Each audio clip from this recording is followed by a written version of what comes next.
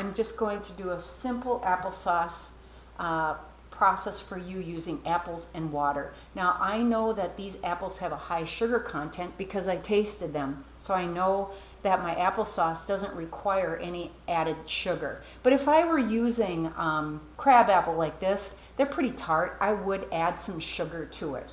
Okay, I've sliced up all of my apples, and you can see that I have seeds and stems. They have not been peeled. Just throw everything in the pot. I did have a few bad apples here, and you want to use good quality fruit. If you have anything that's bruised, throw it away or cut that off of the apple.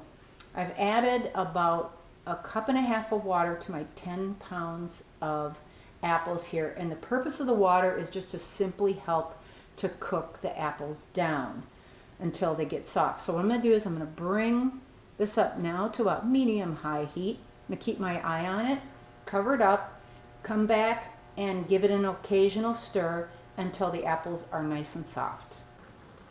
Okay, you can see now that these apples are cooking down really well. They're getting nice and soft. So in a few more minutes, they should be ready. Okay, my apples are done, and you can see I'm already putting them through my sieve here.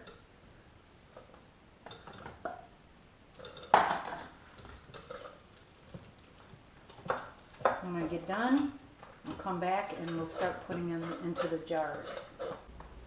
Okay, now I've finished putting all my apples through my sieve, and I've tasted this and determined that I don't need any added sugar. But if you feel that you need some added sugar, go ahead and put this back in your pot, add your sugar, and cook that until all of that sugar is dissolved. There's no recipe here. It's all by your taste. I did want to share with you, this is the leftovers from your food mill or your sieve.